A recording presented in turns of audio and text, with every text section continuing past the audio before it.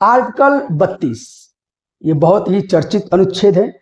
इसके माध्यम से संविधान के भाग 3 में उल्लेखित फंडामेंटल राइट यानी कि मूल अधिकारों का रक्षण करती है सुप्रीम कोर्ट। आर्टिकल 32 के तहत सुप्रीम कोर्ट और आर्टिकल 226 यानी कि आर्टिकल 226 के माध्यम से हाई कोर्ट 5 प्रकार के रिट जारी करते हैं, जिसके माध्यम से किसी व्यक्ति का जब मूल अधिकारों का उल्लंघन होता है या फिर उसके संविधान के दिए गए अधिकारों का उल्लंघन होता है या फिर कोई सरकार या व्यक्ति किसी के अधिकारों का उल्लंघन करती है तो 5 प्रकार से रिट जारी होता है। पहला रिट है हमारा बंदी प्रत्यक्षीकरण यानी कि हेबस कॉर्पस।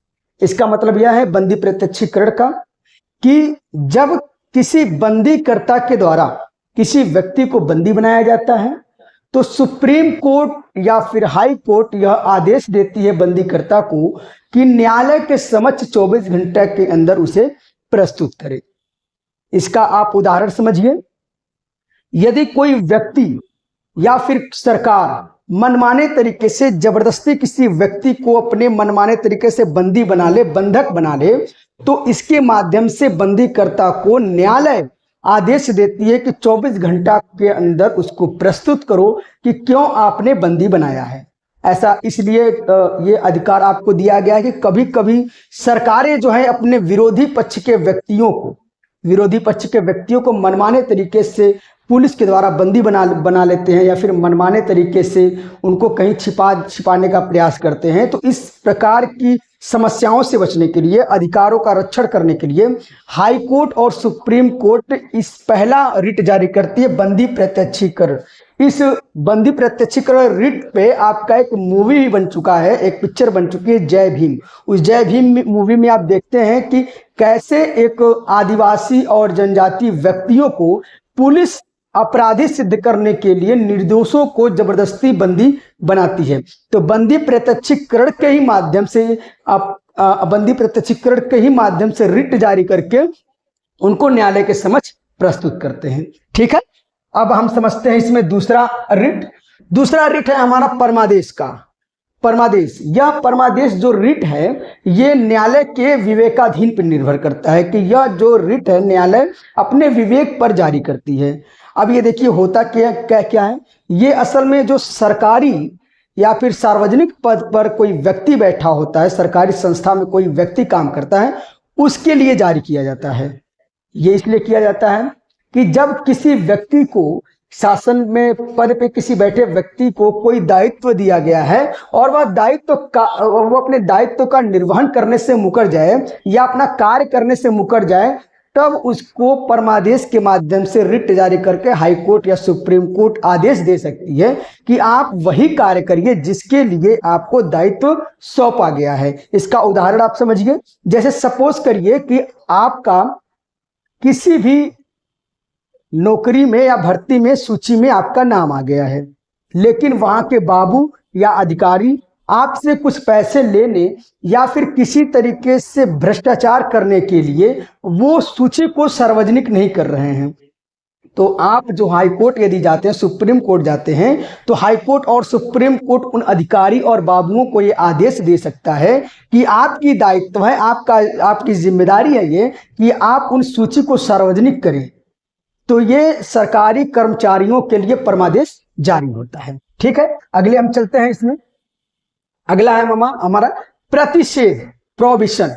यह किसी भी न्यायिक या अर्ध न्यायिक संस्था पे, किसी भी न्यायिक या अर्ध न्यायिक संस्था के विरुद्ध जारी होती है। ठीक है, इसके माध्यम से न्यायालय न्यायिक या अर्ध न्यायिक संस्था को अपने अधिकार क्षेत्र से बाहर निकलकर कार्य करने से रोकता है। असल में यह जब सुप्रीम कोर्ट और हाई कोर्ट अपने अधीनस्थ न्यायालय, कभी कभी सुप्रीम कोर्ट भी हाई कोर्ट को, समझिए वरिष्ठ न्यायालय अपने से छोटे न्यायालयों के पे यह रिट जारी करते हैं। इसके माध्यम से यदि कोई कार्रवाई चल रही है और वह कार्रवाई उस न्यायालय क्षेत्र से बाहर है तो उस पे इस रिट के माध्यम से वरिष्ठ न्यायालय उस पे रोक लगाती है। जैसे इसका आप उदाहरण समझ लीजिए, जैसे कि कोई मामला अधीनस्थ न्यायालय या जिला न्यायालय में चल रहा है और उस केस का या फिर उस मुकदमे का संबंध किसी अन्य राज्य से भी है और वह कहीं न कहीं वो हाई कोर्ट या सुप्रीम कोर्ट के अधीन या फिर कार्य क्षेत्र के अंतर्गत आता है, तो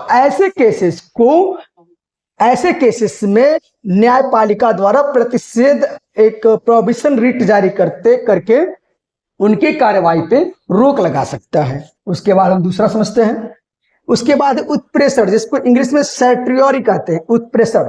उत्प्रेषण भी सेम उसी प्रकार से है कि किसी भी अधीनस्थ या जिला न्यायालय द्वारा अगर कोई केस या मुकदमा चल रहा है, तो वो यदि अपने कार्य क्षेत्र से बाहर निकलकर काम करता है, तो वरिष्ठ न्यायालय द्वारा उस अधिकार के रक्षण के लिए उसका ये रिट जारी करते हैं। अब आपके मन में यह आ रहा है कि सर दोनों में, उत्प्रेषण और प्रतिषेध में, दोनों में न्यायपालिका पे ही रोक लग रहा है, तो इन दोनों में अंतर क्या है? तो समझिए, प्रतिषेध हम उन्हें कहते हैं, प्रतिषेध रिट तब जारी होता है जब कार्यवाही चल रही है, जब कार्यवाही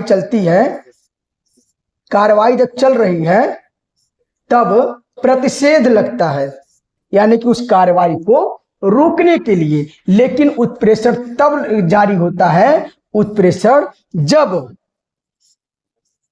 जब कार्यवाही पूरी की गई हो और अब अधीनस्थ न्यायालय या दीवानी न्यायालय या अधीनस्थ न्यायालय या जिला न्यायालय उस पे अपना वर्डिक्ट या फैसला दे चुके हैं। तो समझ में आया कि जब कार्यवाही चल रही है और न्यायपालिका को यह लगता है कि यह जो कार्यवाही हो रही है वो क्षेत्र अधिकार के बाहर है, तब प्रतिषेध रिट जारी होता है। और जब कार्यवाही समाप्त हो जाती है, जो निर्णय आता है और न्यायपालिका को यह लगता है कि यह उनके अधिकार क्षेत्र से बाहर है, तब उत्प्रेषण जारी होता है। इतना आपको समझ में आ गया? उसके बाद हम आते हैं अगले रिट पे। अगले रिट है अधिकार परीक्षा या क्यो वारंटो। इसका मतलब क्या है कि आपका प्राधिकार क्या है, आपकी अथॉरिटी क्या है। इसका आप एग्जाम्पल समझिए। इसमें आपको दो शब्दावली देखने को मिलेगा। पहला शब्दावली आपको मिलेगा लोकहितवाद, दूसरा न्यायिक सक्रियता। यह अवैधानिक रूप से किसी सार्वजनिक पद पर आसीन व्यक्ति के विरुद्ध जारी होता है। ठीक है, अब देखिए इस चीज को जो आप समझिए, यदि कोई व्यक्ति किसी वैधानिक पद पर बैठा है और अपने पद का दुरुपयोग करके कोई अनएथिकल काम या कोई गलत काम करता है, तो इसके लिए अधिकार परीक्षा के माध्यम से सुप्रीम कोर्ट और हाई कोर्ट उस व्यक्ति से पूछता है कि आपकी अथॉरिटी क्या है, आपको अधिकार क्या है, क्या आपको ऐसा संविधान ने या कानून ने ऐसा अधिकार दिया है कार्य करने के लिए। अब इस चीज को समझिए। इसका एग्जाम्पल आप इसको जनहित याचिका से समझ सकते हैं, न्यायिक सक्रियता से, लोकहितवाद से समझिए।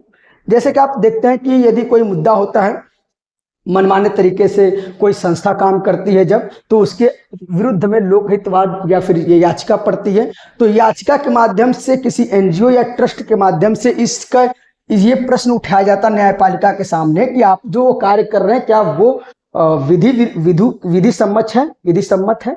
तो इस प्रकार से, जैसे कि आप इसका एक एग्जांपल समझिए। गोवा में एक फेक टोल प्लाजा बना था, फेक टोल प्लाजा, जो 1.5 साल तक उस पर टोल वसूले।